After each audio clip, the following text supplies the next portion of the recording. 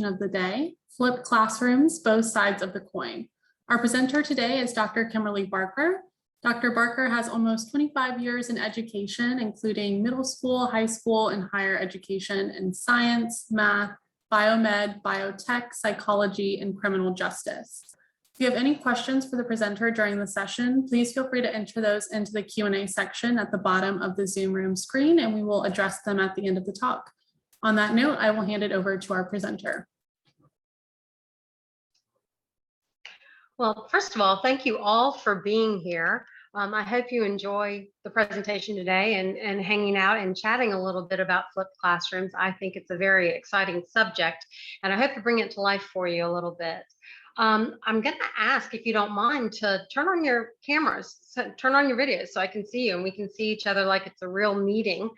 If not comfortable with that, then that's totally fine as well. But it just makes it more realistic, like we're actually engaging with our students in a synchronous classroom. Hi, Brooklyn. Hi. And I think that says Sadana at the top. I can see a couple faces now coming up. I apologize if I butcher your name.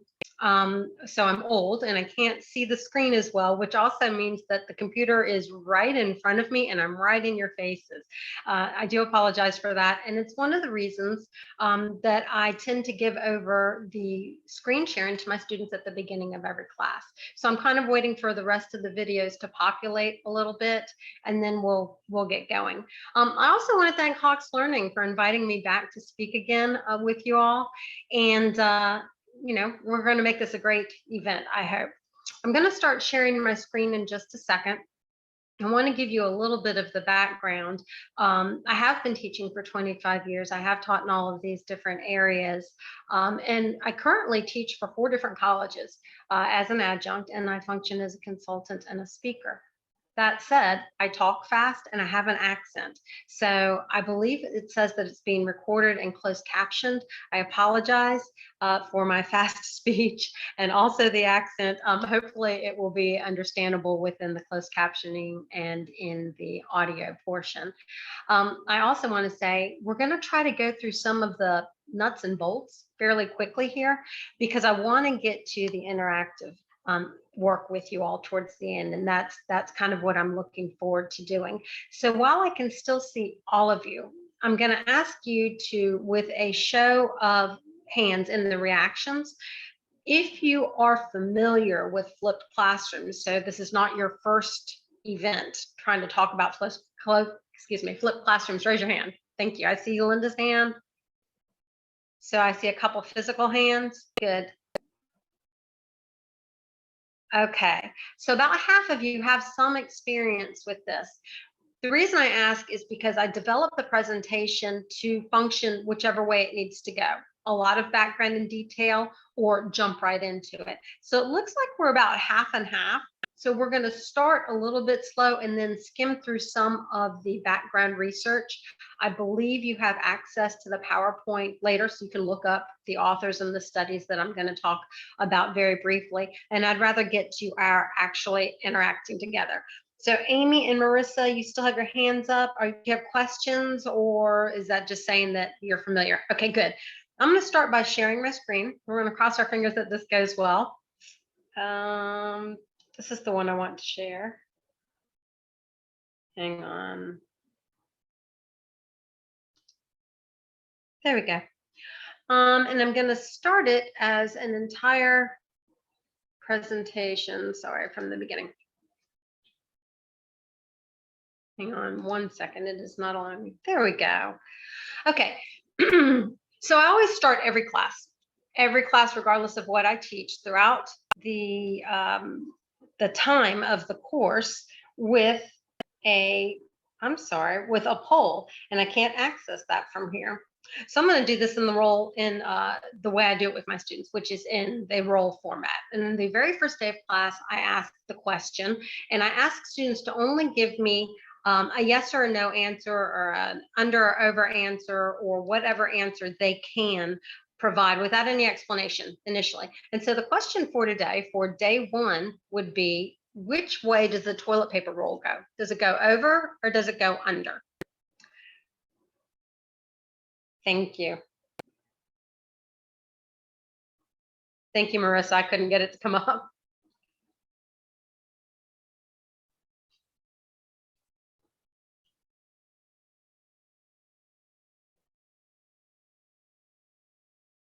Ooh, looks like we've got a clear majority here of over.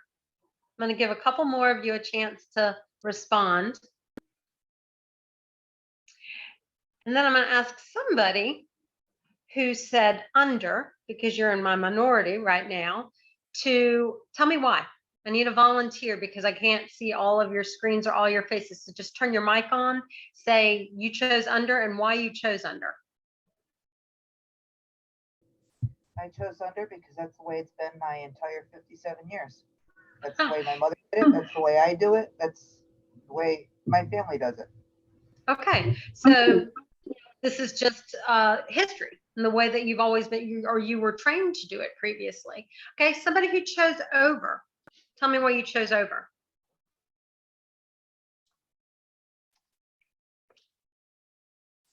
Okay, that's most of you. Hey, I chose over, and yeah, my partner's in hospitality business, and they teach them the correct way is over because oftentimes they point the toilet paper, they bend it so it's pointed, and it has to be over to support it then. Okay, also a very good answer. Does anyone else have anything they want to share? Any burning ideas about the toilet paper roll? Okay, I will tell you really quickly, I was actually giving this roll question to a group of students from Johns Hopkins. So they were really challenging each other, and somebody looked up the patent on the toilet paper roll. And Linda, you are correct, it is supposed to go over. So now you know the answer. So I want you to hold this question and the answer in your mind for just a moment, and we're going to go a little bit further with the class or with the presentation. Okay, I'm trying to close that. Okay, so we want to talk a little bit about what a flipped classroom is. I'm trying to move you all so I can see. This is different. So when we go into the process, I want to give you a little bit of my background, which we did. We want to talk about the brain research behind using the flipped classroom format, what it is, how it can be applied, what are the responsibilities for the instructor or facilitator, and also for the students, because before this can be effective, everyone needs to understand their role. They need to know what they're supposed to be doing to bring to the table. We're going to discuss very briefly some relevant pedagogy about this. The history, again, we're going to slide past those slides and you can go back and review them if you'd like, as well as some current research. The idea of the current research is I want you all to see that there are multiple areas where this format can be used, because sometimes people will come to meetings and say, but it just won't work with what I'm teaching. And this will give you some idea of research and how to apply it to medical courses or science and math or language courses. So it is really applicable all over. We're also going to spend a little bit of time talking about some basic formats and examples of what pre-work, classwork, and post-work are doing, pros and cons to the system, specific applications, and student examples. I want to try to get through all of this, and I'm going to keep looking to make sure we're on time, by about 4:25, so that you have 10 minutes at least in a breakout group. So if you see that I'm starting to go way over, please alert me, and we'll move into the breakout sessions, because that's the important part of this. Okay, so again, my background in education is not necessary for you to understand some applications and examples that I've used in the field. Again, and that brings us to this. My next question for you is going to be, I want you to take a minute to look at these 4 questions. And when you feel you can tell me what number 1 says, turn on your microphone and yell it out. Blood's thicker than water. Excellent. I think that's Lindsay, because it showed your screen. Wonderful. Yes. Number 2, what would that be? Good job, Lindsay. Thank you. What was that? Just between you and me. Yes. Is that Lynn? I'm trying to guess from looking at your screens who's excellent. Thank you. Number 3. Does anyone have an answer for number 3? Cornerstone. Ah, good. I got a couple people. And the last one, and this tends to stump people. Tenants. Tenants. Very good. Tenants. So you guys may have seen these before. I hope not. But what it does is it gets students talking. Now, I try not to tell them this is an icebreaker, or this is what I'm trying to do. But what we're doing here is a couple different things. Along with the role question is giving them an approximation of a goal. And that is for them to take ownership of their education from the start, to rely on previous knowledge to address and inform future knowledge, and to engage in the class. So far, everybody has succeeded. We've answered the role question. There was no right or wrong answer. We've engaged with why. So we've cited our resources, cited our references, and so we've substantiated and supported our personal positions on this. And now we've had just a little bit of a chat thinking sideways. There's no background information for this. How can we use what we know about life to figure this one out? So that's typically days 1 and 2. I spend the first week doing nothing but building community with my students. I encourage them to rely on each other, engage with each other, realize we're going to be respectful with each other, and we're going to learn how to disagree based upon science and professionally and politely in the classroom and online. Day 2, we have the second role question. And Marissa, can you share that for me again? That's the second poll. Awesome. So when you get a chance, answer this question and we will go from there.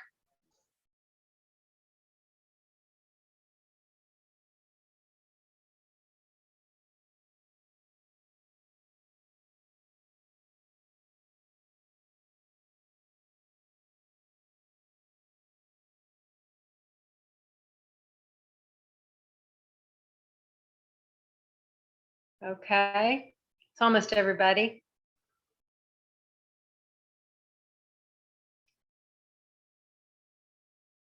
Okay, and I'm going to go ahead and end the poll. We have a clear winner again, with the bottom of the toothpaste tube being the winner, middle coming in second, and then the top. Now, you are supposed to be able to share your screen. So we're going to give this a shot and see if it works in this environment. If somebody can share their screen, the whiteboard screen, that would be wonderful. If you want to do that, if you want to give it a shot, have any artists in the group, go ahead and start screen sharing.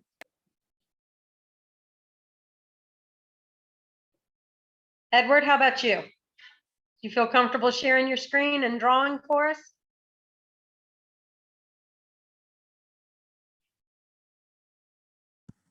I don't see where Okay, so you don't have that available? you cannot start screen share while the other participant is sharing. Okay, let's try this. Okay, give it a shot now. All right, whiteboard. Okay. Excellent. Thank you. Okay, Edward, so I want you to draw, but I want Brooklyn or Sadana or Lynn or somebody else in the group to describe, whoever feels comfortable describing, the toothpaste tube. How should he draw the toothpaste tube? Okay, Brooklyn, you're smiling. I'm smiling, but I don't know. I have no idea how to do it. So if somebody wants to do that, it's hard to articulate. It is. Lynn, you want to give it a shot? Yeah, horizontally, almost like a rectangle, but at the right end, rather than making it square, almost put like a cone at the end of it for where the toothpaste comes out of the tube. So draw like a rectangle, but on the right-hand side, make it like a cone shape instead of a square. Yeah. So now draw like a little triangle off on the right-hand side. Right there, right where your cursor is. Draw a triangle to represent where the toothpaste is coming out. There you go. And now finish off your rectangle. And that pretty much looks like my tube of toothpaste after I squeezed it. Okay. Very good job, Lynn and Edward. That's fantastic. Keep that screen up. Can anybody else take over and annotate on this screen where would be the top of this toothpaste tube, where would be the middle, and where would be the bottom? And if you can't do that, don't worry about it. We'll move on from this. Some systems can and some can't. Nope. Okay, so hold that thought. I want you to leave the picture right like that, Edward. And what I want to ask you all, just turn on your microphones to answer the question. Did I define prior to the toothpaste tube where the top, the middle, and the bottom were? No. No. So y'all just answered a role question. You took a survey, you gave me data without the operational definitions behind you. Okay, so you have no idea. What if I'm talking about a toothpaste tube that looks like a shampoo with the flat bottom and the tube on the top? So it's inverted here. Then where would the top and the middle and the bottom be? Would they be in the same location, or would they be in a different location? We don't have to stay with this because we don't really care about toothpaste tubes, but I want you to remember this conversation as we move forward. So Edward, if you'll stop sharing, I'm going to share my screen again. Thank you. Here we go. Okay, so as we're catching back up, whoop, this is what I wanted to share. As we're getting back to the location that I'm trying to get us, what we've done here already on day 2 or day 3 of the class is you've engaged the students, you've had them access prior knowledge to bring forward into the class, to answer some questions, cite and reference their resources. Now they've engaged in a group activity. Your artist, who does not remember how to draw a nucleus or the brain or whatever it is that you wanted them to read about, has now participated actively in the class without being embarrassed, because they didn't have to know how to draw it. They didn't read it, they don't remember it, and somebody else told them how to do it. So you've given them the opportunity to succeed without actually having fully done the reading, fully understood the material, and with the help of their colleagues.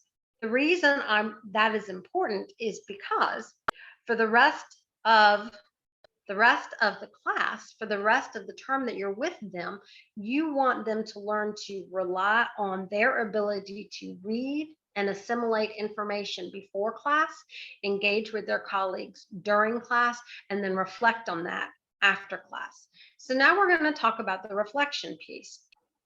When I ask, what is a flipped classroom? What do you think that might be now? Or how would you define that for me? Anyone? Give me a hands up or just turn on your mic. You start with the basic learning that students do themselves, and then the application is where there's more of that hands-on instruction is in the higher levels of learning. Good. And then you have a reflection piece afterward. And that's the basic gist of it. So when I ask students, have you ever been in a flipped classroom before? They say, yeah, that's where we teach ourselves, right? And I say, well, kind of, but not really. So what you're doing is you're going home and you're laying the groundwork. Whether that means that you're getting a lecture or something that your teacher has provided via video or PowerPoint or a book. I don't lecture. I was trained not to lecture, and that's a story for another time. But you're providing them with the groundwork, exactly as you've said. Then when you're in class, you're actually engaging with the material with each other, kind of trying to pull things apart, working on some of the more developed assignments, and then going home to reflect upon the process. And there's a definition here. You guys have read it and been able to look at it while we were talking, so you don't need me to actually read the definition to you. What I want you to think about, however, is that when we're talking about a flipped classroom, if students don't know what their responsibilities are, it's going to fail. I'm very clear on what my responsibilities are, but I want students to think about what theirs are. And I had a colleague who helped me think this through as an acrostic. And you can see that the instructor or facilitator is supposed to liberate the students to do their own thinking. They're supposed to earmark content for them, saying, here are your objectives. These are going to be important. Think about these things as we go through the lesson, that sort of activity. Abridge the information, meaning I tell my students, I'm giving you 40 pages of work to read before class. You don't have to know all 40 pages. Look at what the objectives are. Pull out the meat. What you'll find is most students have never been trained how to actually use their textbook. And so it's kind of like a battering ram for them. It's not effective. But we can work on that. We can help educate them on how to use their textbook or other materials more appropriately. And then we go back as the instructor and we review what we've covered already and what the students know or don't know. The naturalize and nurture piece for both the instructor and the student, you'll notice those are flipped. That's because my focus as the instructor is to make this real to them and to encourage them to grow in this process. Whereas for the student, what they're going to need to do is learn to grow into the process before it becomes a comfortable activity. So they need to start by looking and listening, look at the original material, look at what's going on in class, read the syllabus, understand the expectations. They need to be held responsible to engage in class. You all just engaged wonderfully. I realize that you're educators, but you don't know each other. You don't know me. And I just threw you into this, draw something on the board, somebody else describe it, so forth and so on. You did a great job. Finally, students need to know to ask for help and assist others who need help, because it's kind of like a team environment.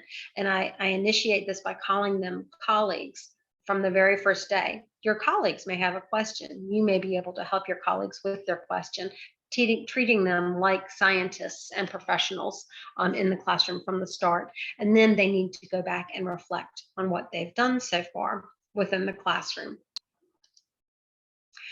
So there are a couple of non-negotiables in the way I teach. One is I do not care about grades.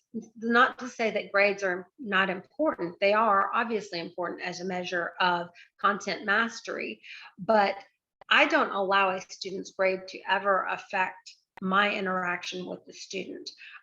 So back in the day, we used to call this separating academics and behavior. So they may not turn in their work, and that is on them, and I'll give you a 0 with a smiley face, but I'm still gonna have a smiley face because there may be a reason they didn't turn in that assignment. I do not lecture ever. The most lecturing I do is in a situation like this where I'm giving a presentation, which is why I prefer to have this in a meeting format. But we were trained when I was a new teacher not to lecture. So I came through the new teacher education training system around 1998. And going forward as a science instructor, and I was a lateral entry science instructor. So at that time, the buzzword was science through inquiry. And we'll talk about that a little bit later. But it was also encouraged at that time and coming forward for about the next 5 or 6 years that we always had an online component for our physical classroom. So when my students had to go home for the past 2 years and not be able to learn in person, they were already trained. They were already prepared, and they knew how to gather the material on their own and engage with their colleagues. So I think it was beneficial for them. And then finally, the last non-negotiable that always makes me kind of giggle, I had an old colleague who used to say, if anyone's going to be miserable in my classroom, it's not going to be me. And I think that that is a good standard to have. Not that we want to make our students miserable, but learning should be fun and enjoyable, not only for the students, but also for the educator. So brain research.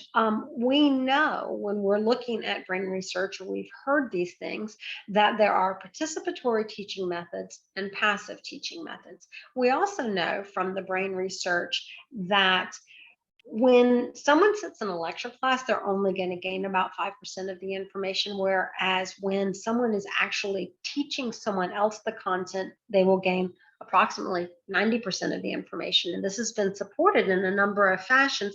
However, there is a caveat, and I'm moving this screen back over now so I can see you again. What would you think the caveat might be to which of these learning or activities is most effective for a given student? How comfortable the student is engaging with others. Good. So that's definitely one. So if they're not engaging and they're not taking ownership of their education, that's definitely going to be inhibitory for their success. What's another thing that you think might be an effect or have an effect? Their learning styles? Yeah, very good. And that's kind of where I was going with the caveat, these 2 points, how much they take onto themselves and what their individual learning style is. So in my classroom, I provide a plethora of material Okay, and it's a little overwhelming. I put it in chunks so they can see where the objectives are, what's required to cover, what's supplemental, and what their actual assignments are. But that is because I have students who are not going to read their textbook. It's like going to Walmart for them. There's way too much going on in there. So they know that they have the ability and the latitude to go out and look for research online from approved sources, academic sources, through Google Scholar or one of the psychology, journals, something like that. So they know that it has to be not a blog, not a wiki, that sort of thing. But it allows them to open up and again, take more ownership of their education, to know that they do not have to repeat back to me what the textbook says in order to do well in this class, that their thinking and engaging with the material is more important. Yet and still, we have students who will not want to do this in this fashion. When I interviewed for one of my positions, the dean said, I've been trying to teach in a flipped classroom format and it just doesn't work. How do you make it work? And I said, you have to be more stubborn than your students. And that's partly what it comes down to. So you want to engage them and build the community. You want to teach them that they can succeed, that they can pull on their prior knowledge, and that they can educate themselves. They're not really educating themselves, but they can do the background and then work with their colleagues to be able to carry the information further than just definitions and algorithms. Okay, we're right at 4:25, so I'm going to try to go through a couple more things really quickly before I let you all or have you all work together for a minute. So again, and someone, I think it was Brooklyn, may have already referenced Bloom's taxonomy with looking at what is the most important and what we're trying to achieve. And we're trying to get to the top of Bloom's taxonomy, so it's kind of inverted from what we have previously learned as educators.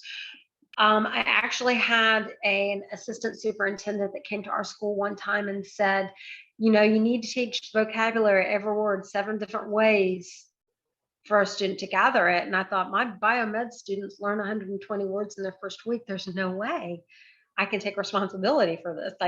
We have to do this differently. And so this has been a trial and error development of myself and with other instructors to figure out some effective ways based upon the research. And here's the research and some of the background where it started in the 1990s, how we've brought it forward, including, Khan Academy, which our students now know that's online, and different other authors and researchers who have studied how to most effectively share information for student success. What we've learned is that although a lecture format feels like you're getting a whole bunch of information and really big bang for your buck, and you've covered a lot of content, in application, when students are taught in a more active learning environment, they retain the material, and so actual learning does go on.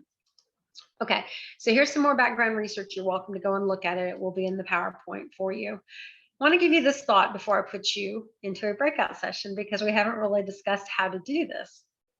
So take a moment and look at this.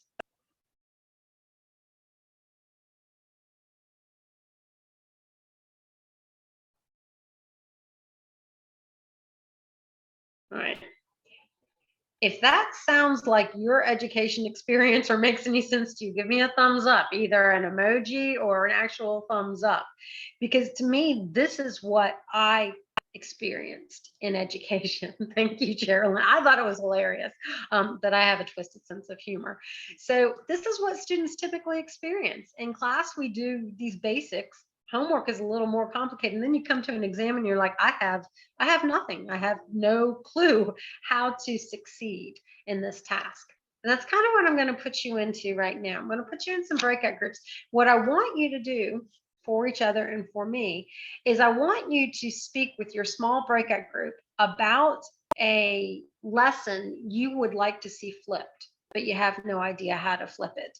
Or if nobody has a lesson that's burning in their mind right now that they want to flip, choose something. Think of an example. How could you structure the before content, the during content, and the after content to somewhat look like this, which is the basic flipped classroom format? Before class, content provided by the instructor or outside resources. During class, active engagement with multiple different activities. We're going to talk about them at the end. And then after class, a reflection period. So students get to reinforce the learning prior to and during the class session. And they get to kind of wrap that topic up before we start to move on to something new. So I'm going to stop the show again for just a second so that I can put you in breakout rooms. We have 33 people with us. I'm going to put you in groups of, what does that look like? 6 would probably be good. Most of you will have 6, a few of you will have 5 in your groups. And it's going to take you out for about 10 minutes. We're going to come back briefly, try to, hang on 1 second, discuss whether any groups had something really effective that they found or some new ideas that they had about how to make this happen. And then we're going to talk about some examples just very shortly of student work that I can show you to give you some ideas of what some students will come up with, given the ability to create on their own, which is what students really want to do. They just need to be given the license to do it. Okay, any questions before we go? If you do, raise your hand. Nope. Okay, so I'm going to put you in breakout groups. Just chat for a few minutes. If you have any questions, send it to me in the chat and I'll be able to read it. I'm not going to stick my head in because that'll take time out of your session with your colleagues, talking about a lesson plan that you would like to briefly consider flipping for your classroom, or one that has not worked in the past and you would like to have some suggestions and ideas. I'll see y'all on the other side.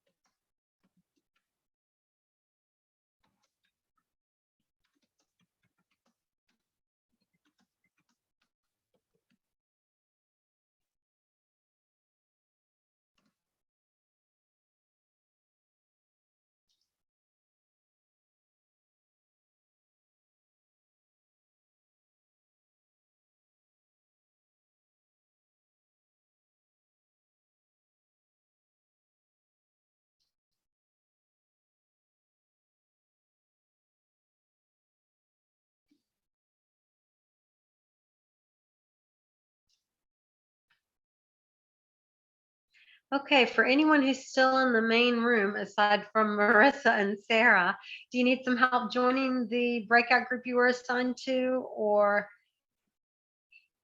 have you decided to not join the breakout group? So Edward and Susan, Jay Helms, Tara Lee, and Dr. Ying Then. Do you all know how to get into your breakout group, or? Okay. There we go. I just want to know whether you need assistance. It gets a little confusing with all the different technology.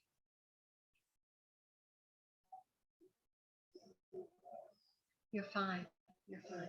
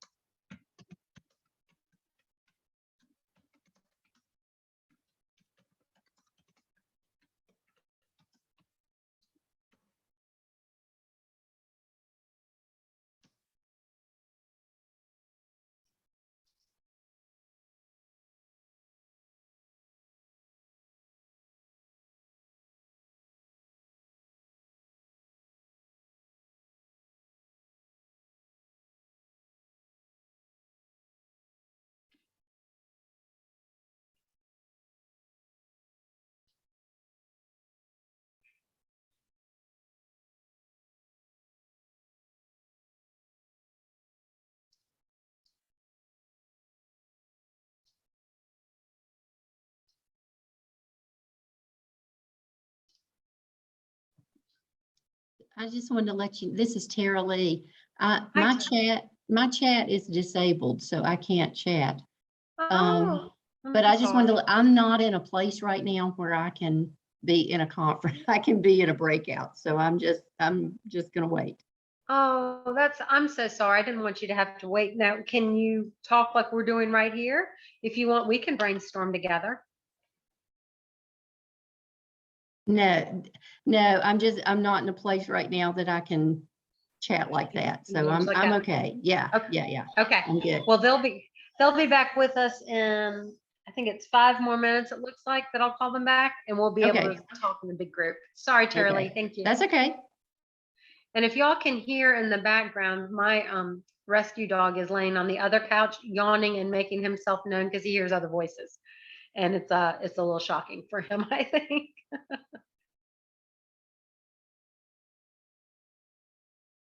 Okay, so we've got a few people already coming back.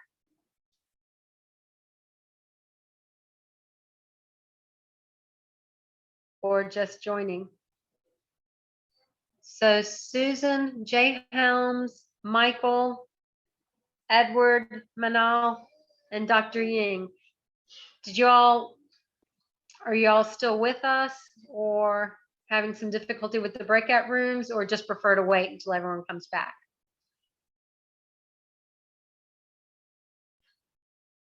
No, it's okay.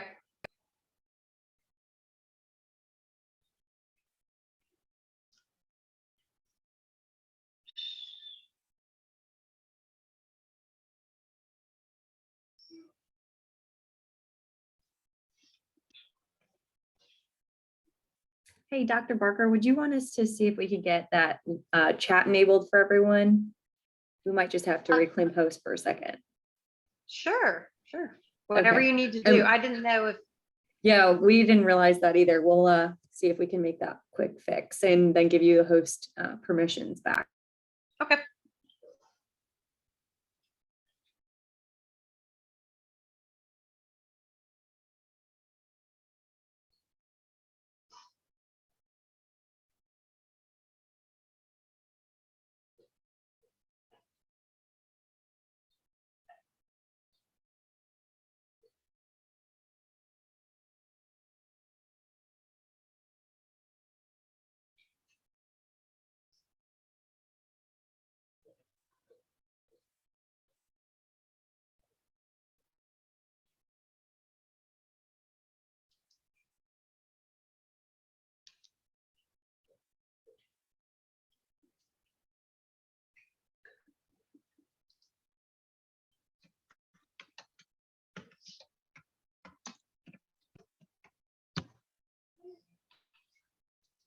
You're fine.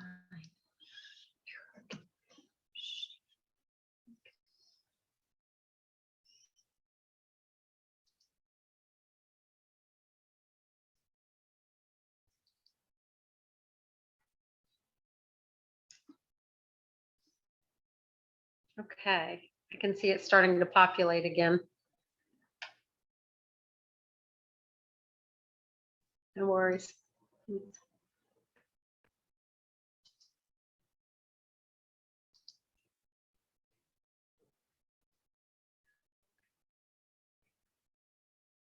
Okay. Okay, I have to laugh for just a second while people are joining. And my students in the synchronous class get so tired of hearing me do this every time they rejoin.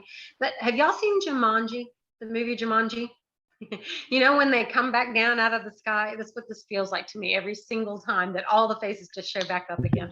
So I'm glad to see y'all here. Now, who would like to share? Tell me what your group talked about. What was something that you were able to change, or did you learn any new ideas? Was something profitable?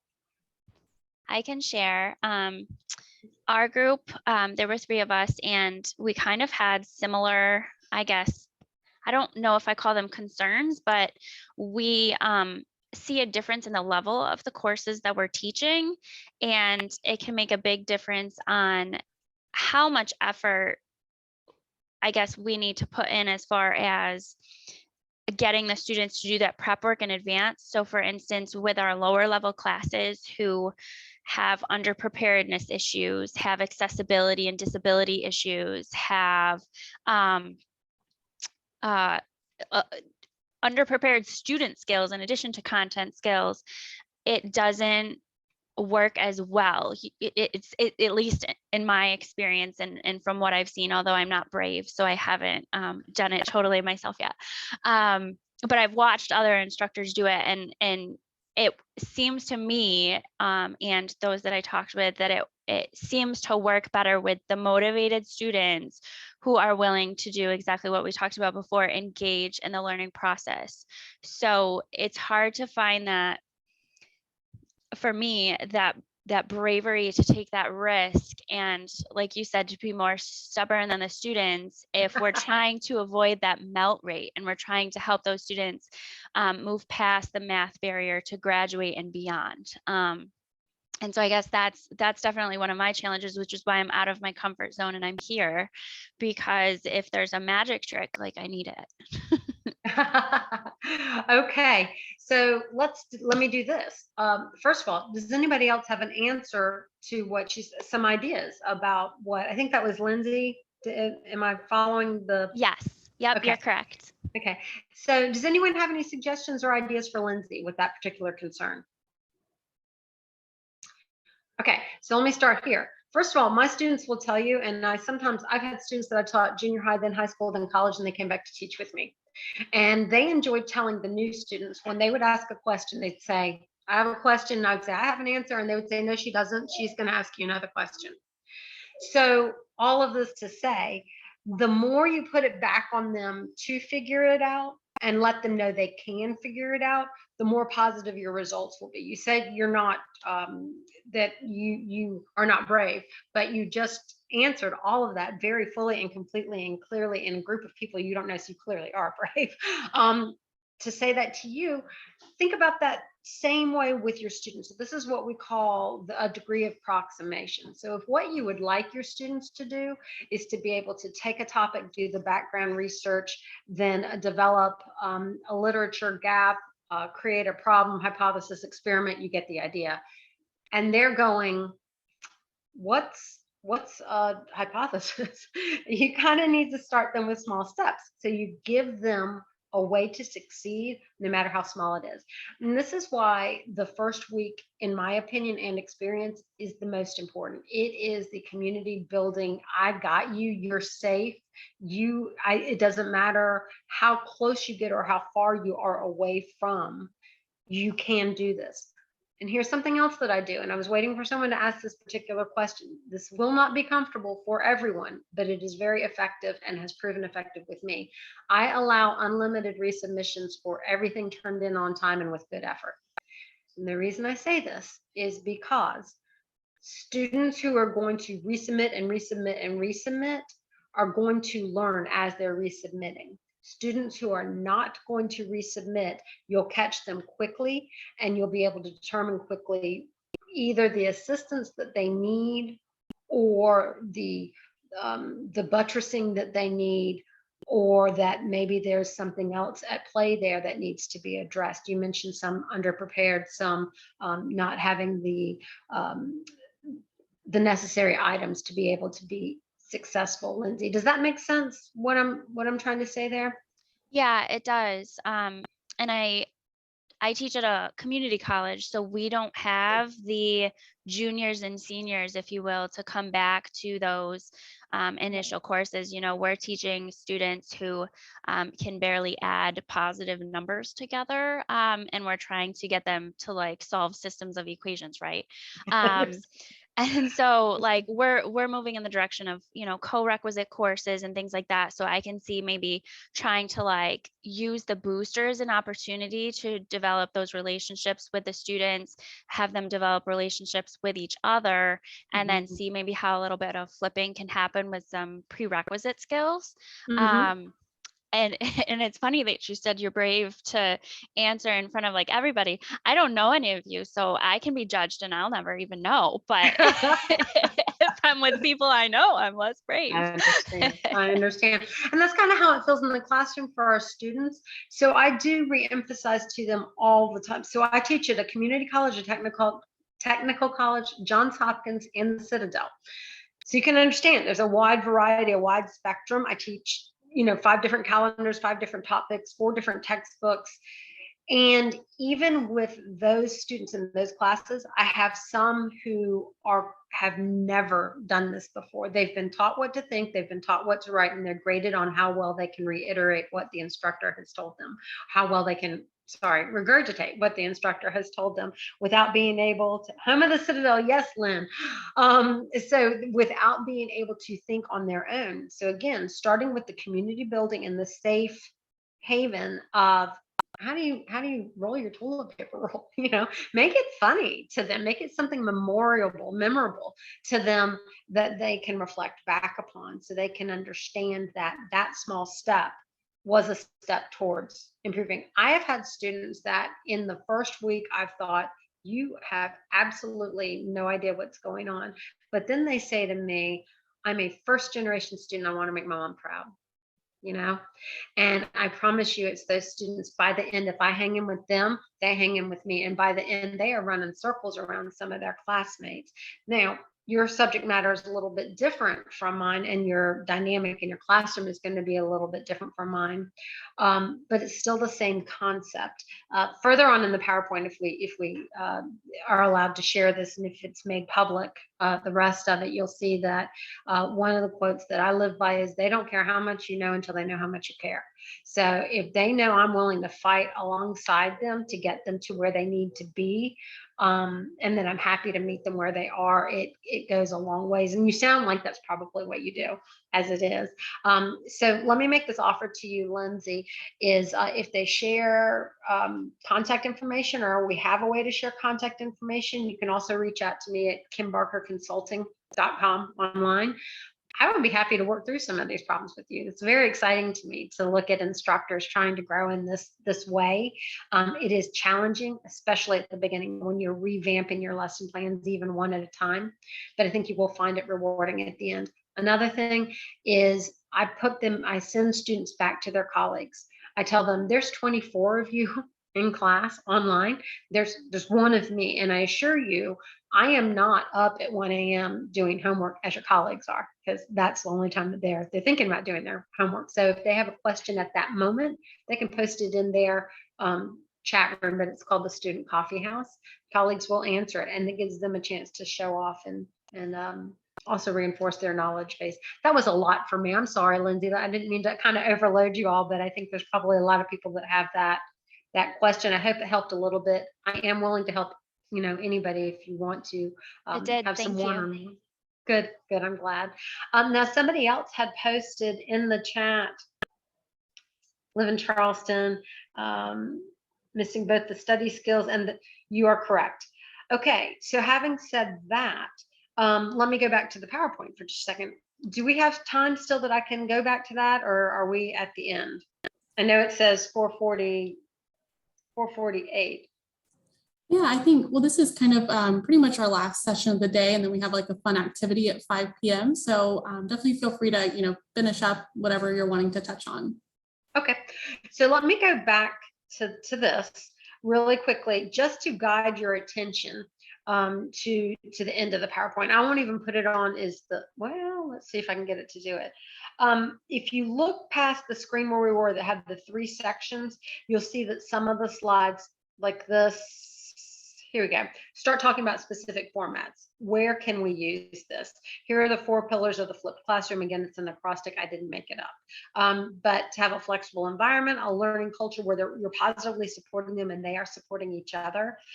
Intentional content, which means I'm not just saying, hey, go do some reading and we'll come to class and we'll play, or we'll just do your homework in class. That's not an effective flipped classroom, and they are not going to retain that material.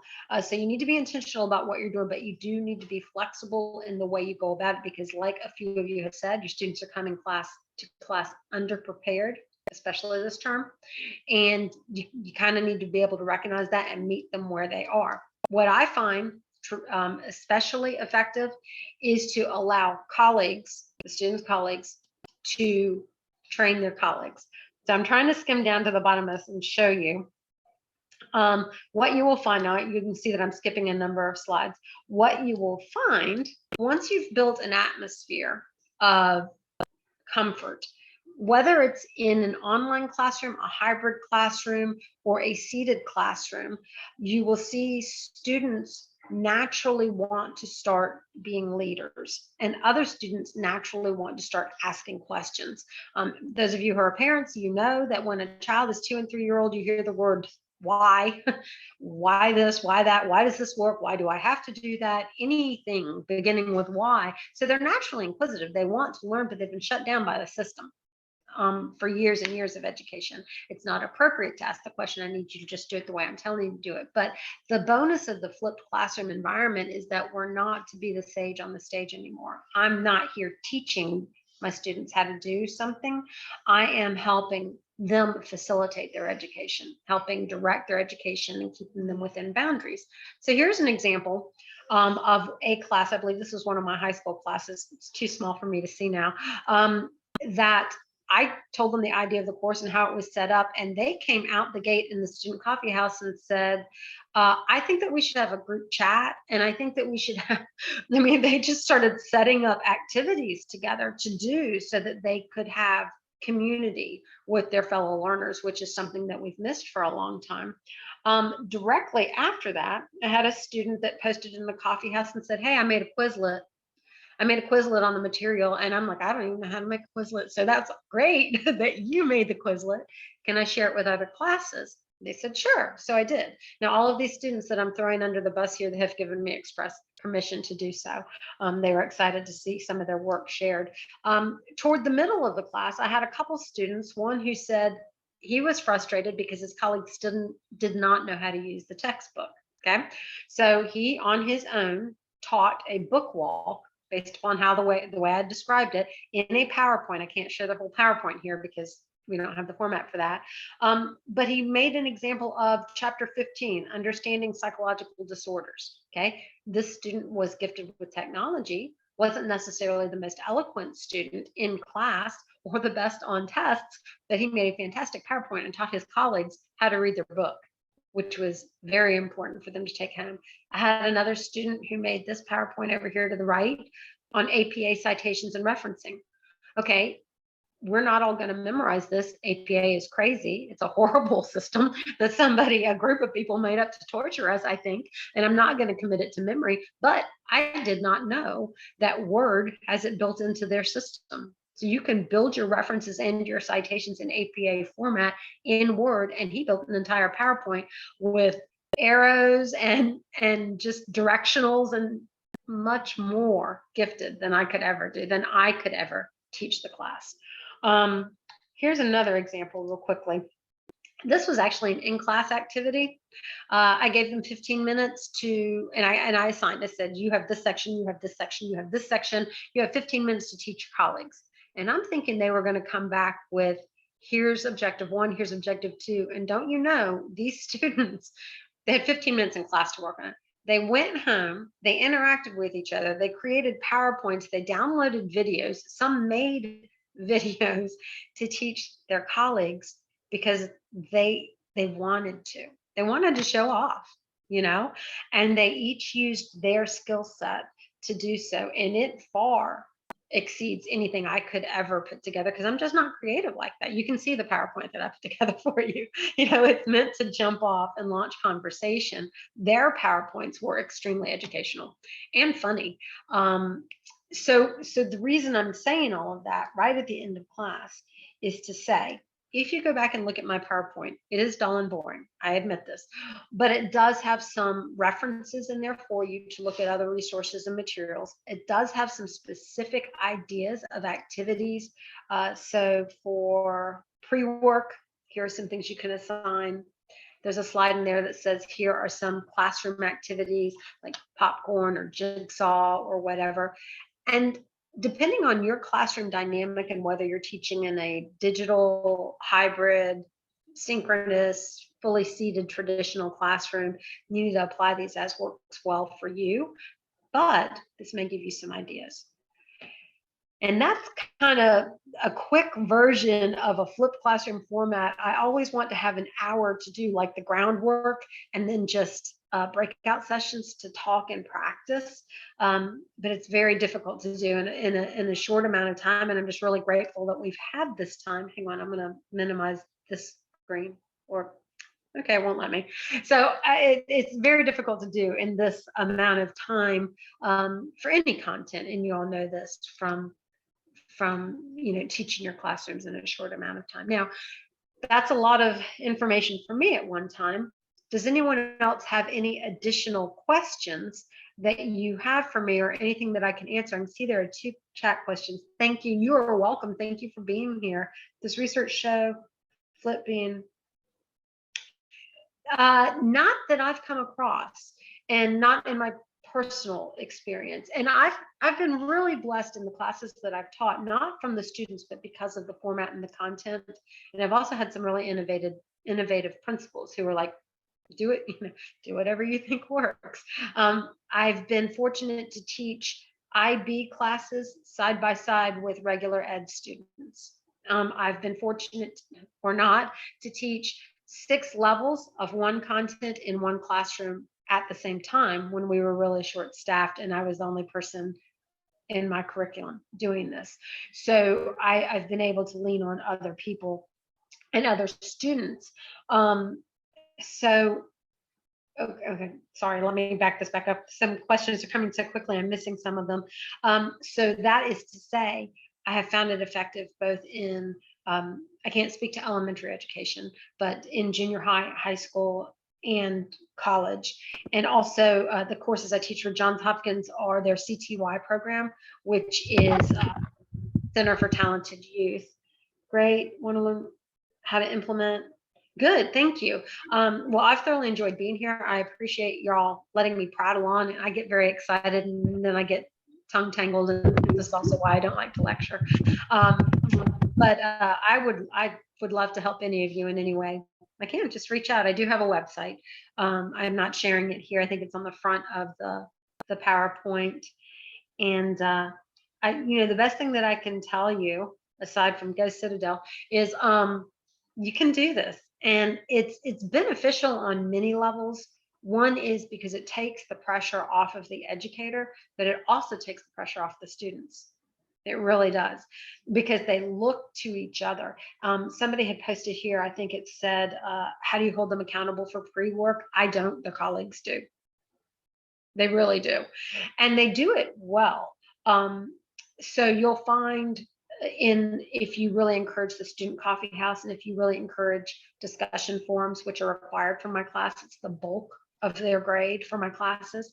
But there's a caveat to their discussion boards. They have to post responses to certain answers, then they have to reply, but in posts and replies, they have to cite and reference. Doesn't mean they're going to do it well, but it kind of saves us from the, oh, I also like cats answers, that we come across in discussion board forums.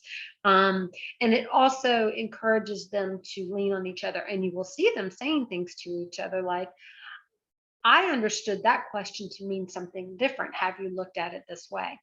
And it takes practice. It doesn't happen right away, but it is, it's a rush, even as an educator at the end of the course, when you're looking at this and going, my 10th graders wrote that, that's a dissertation right there practically. And it's an incredible thing for you and for them.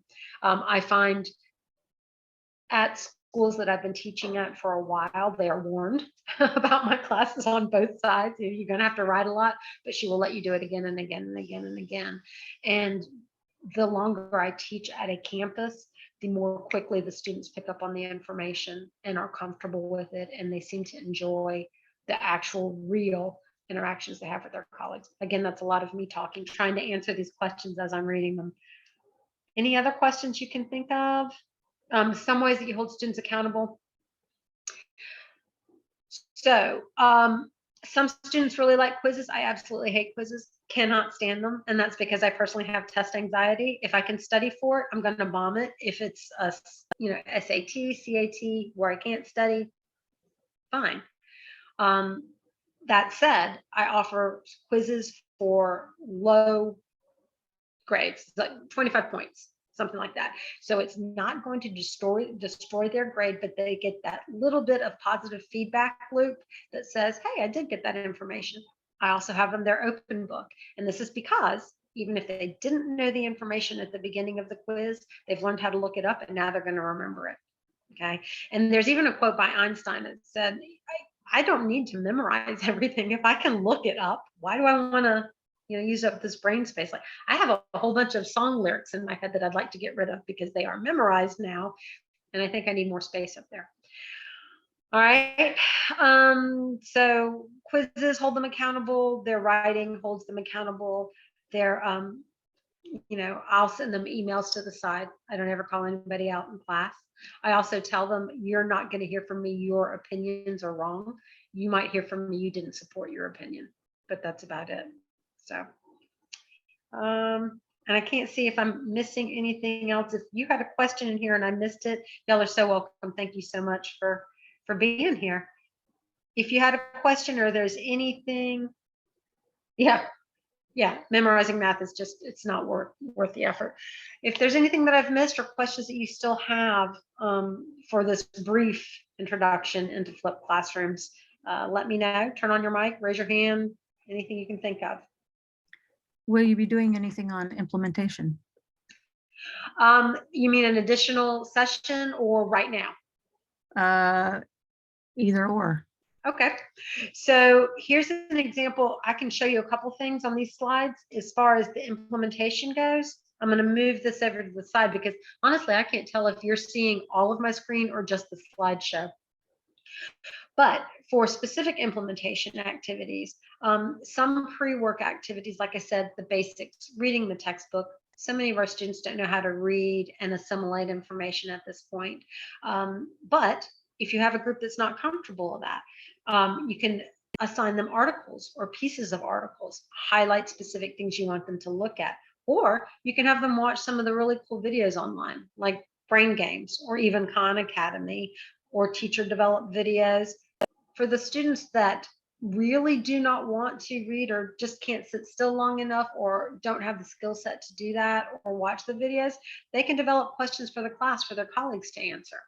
Like, what do you want to know about the material? Who can answer, Karen's question in class tomorrow? I have them develop test questions and answers and quiz their colleagues. So those are some things that they can do prior to class. Then when they come to class, some of the things you can do is put them in breakout sessions if you're online, like we did, or in the real classroom where breakout sessions used to be just putting tables together. And you have to walk around, you have to move around the room and kind of engage into their conversations. Jigsaw, where one group has to look up a particular topic, another group has to look up another particular topic, and then they have to teach the rest of the class just that one little small subset that they looked up. Treasure hunts are great. I use treasure hunts when they stump me and I can't answer the questions. And I say, okay, we're going to have a treasure hunt right now. And I let them all get on their phones and they look up the material and they tell us what they found about the answer to a question a colleague had. And then they're the winner because they got to it fastest. So your gamers are going to be good at that because they will be able to access information more quickly than anybody else in the room.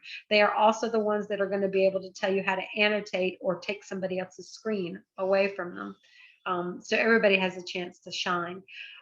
Experiments that I lead. There are experiments where I say, okay, here we're going to study the senses. Break into your groups, figure out something you want to test, develop an experiment, and now I'm going to release you into the wild. You have to get permission from your principal to go and enact this. If I blindfold you, can you still tell what this baby food is? That sort of thing.